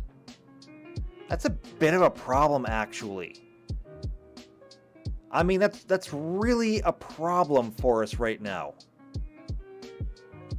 Because I need to know how many bulk this thing takes. Now, I've done the math before. And by the way, it was very complicated math. Okay? I want that to be understood. It was very complicated math. Because I needed to find out how to convert bulk into pounds. I had to go through and find all the different commonalities between Pathfinder and Starfinder so that I could compare things like credits to gold, bulk to pounds, and I had to make an entire adaptation system between the two of them. What I found out is that every bulk is roughly 10 pounds. That means that if you're wearing this suit and you have a strength of 20, you can carry 200 pounds without issue. Which sounds pretty reasonable, actually. That means that your average character, like if you're looking at your stats, if 10 is your floor, because I usually don't let players go below 10 without a good reason. If 10 is your floor, 18 is the highest you can roll, your average is about 14, 15. That means that your average character should be able to carry about 140 to 150 pounds without problem for a long time. JP, you were in the military. How much does that rucksack weigh? Okay? How much are you supposed to be able to carry? No problem, like all day. Because I know it ain't light. When I was in the Scouts, and I know the Scouts in the military are not the same, but the Scouts said that you were supposed to be able to carry, I think they said it was like 80% of your body weight? Or something like that? I don't remember. But it was like a high percentage of your body weight you should be able to carry on your back for a minimum of like 24 miles. But I don't know how the actual military does it. Either way, though, I'm pretty sure that the whole strength and bulk and weight thing is pretty in line. JP says 120 pounds. Is that like a set number? It's not set by your body weight? Interesting. Okay. Well, if that's true, then that means that everybody in the military should have a strength score of 12. And you know what? That actually makes sense. That actually makes a lot of sense. That makes sense. Hold on. We're going to go back to here. We're going to look at ability scores, because this not only tells you all the numbers you need, but it also gives examples. So 10. A strength score of 10, regarded as human, can literally pull their weight. But when we go up to 12, 12, a dog pony or a ghoul, it can carry heavy objects for short distances. Can soldiers carry heavy objects for short distances? I do believe they can. So yeah, that works.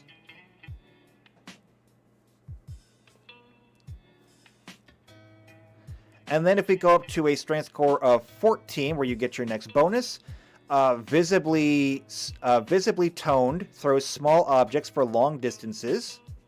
That also sounds like the military. That sounds like a soldier. Strength score of 16, carries heavy objects with one arm. Now I think we're getting into somewhat exceptional territory.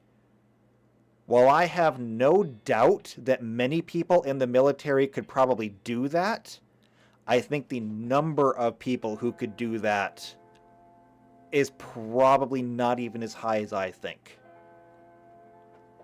I mean, I could be wrong. I could be very wrong on that. But I think this is where we're hitting the breaking point. So that means that your average soldier is probably going to be within the 12 to 15 area. Which is good. I mean, that's good. That means that our soldiers are above average, which they should be, but they're not in heroic territory, which should be, you know, exclusive. That should be reserved for heroic characters. I mean, if everybody can, you know, carry heavy objects with one arm, then it's not special anymore. Heroes need to be special.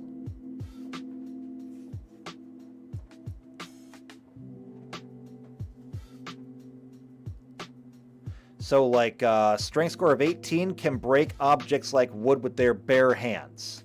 We're not talking about, you know, the karate student who's, like, chopping a piece of balsa wood between two cinder blocks. No, we're talking, like, breaking down a wooden door with your fists. I'm sure that there are some people in the world who can do that. Those people are not common. Those people are not even uncommon. Those people are rare.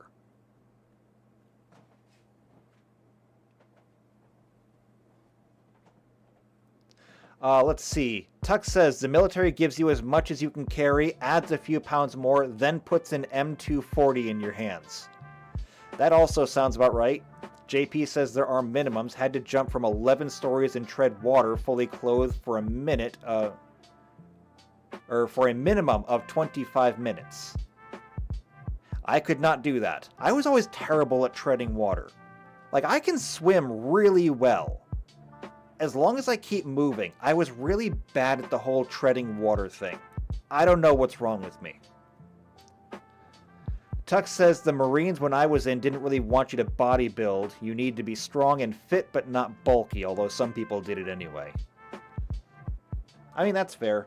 No, they want you to be fit. They want you to be able to pull your own weight, but you also got to be able, or be dexterous. You got to be maneuverable. You look at bodybuilders, and maneuverable and dexterous are not in their repertoire. Half of those bodybuilders can't even fit through doorways. They got to turn sideways to walk through the door. Personally, I never understood it. I don't get the whole aesthetic thing. Anyway, though, this all works. Still, we got to get one more thing done before we can get out of here. We got to figure out the bulk for this thing, and I have no idea how we're even supposed to figure this out. I don't even know if I can. Like, I might be able to do some Google searches later on, do some research, see if I can find out how much a suit or a stealth battle suit weighs, but I don't know. So, bulk, TBD. It's the best I can do right now. I mean, I'll have to find out, can it even be lifted by other people? Do they need cranes to lift it? Like, I think we figured out roughly how much an Astartes suit or an Astartes suit weighs, roughly, with a little bit of research and a little bit of just, logical intuition. Because an Astartes in an unpowered suit of armor still had to be moved. And we knew roughly how strong they were. So we were able to kind of figure out how much it weighed there. With the stealth battlesuit, we're not going to get that much information, so I don't know how we're going to do this. So I will do research later on and see what I can do about that. And when we get back here next time, hopefully I'll have that set for you. JP says, rule of thumb, you have to be at least able to carry a comrade out. That is the most basic physical fitness premise. Yep. I don't think I could do that. I think I used to be able to do that. I don't think I could do that anymore. I'm also terribly not in shape. It's actually very concerning. But that aside, I think we're going to leave it off here. When we get back next time, we get to go through all the battle suits now. We got the stealth battle suit and the pilot battle suit done, so those are technically power armors. Those are going to be fun to play with, but not the most exciting things.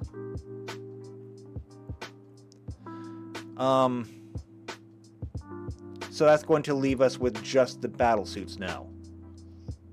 So we'll get to come back and we will do the crisis battle suits, which covers a lot of things. We will not be at it. We will be doing our absolute best to make baseline battle suits. There are so many different variations of the battle suits that trying to build one of each of these standard templates, we'd be here forever. So we're going to make the most stripped down, bare bones, naked battle suits that we can. So that if you ever get your hands on a battle suit, like you have enough credits and you just say, hey, I'm going to go buy a battle suit. You will then be able to add whatever you want to either build it to a certain specification or to simply make it your own. I want maximum flexibility here. Okay, I want my battle suits to be so flexible even gymnasts are getting jealous. And hey, that happens to be my specialty, so we're going to make this work out really easily. Still though, don't have time today. It's going to have to wait until next week. As a reminder, if you come for the lectures, there will not be a lecture next Saturday. I will be busy. However, next Sunday, same time, same place, same stuff as usual. We're just doing battle suits now. As a reminder, I am getting a soundboard set up. It's really good.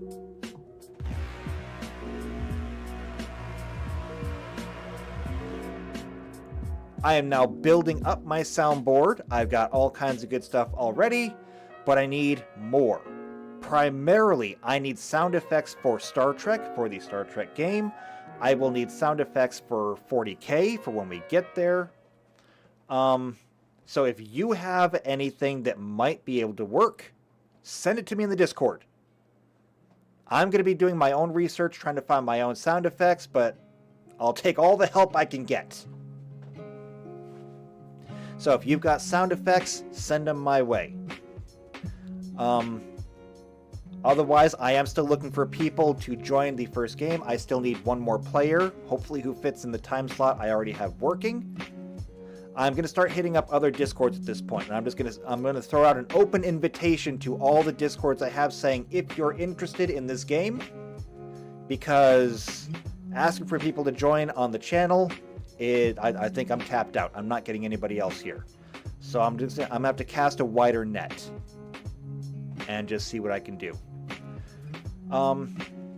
So yeah, that's where we stand right now. Hopefully I'll be able to get more players and I can get the game started.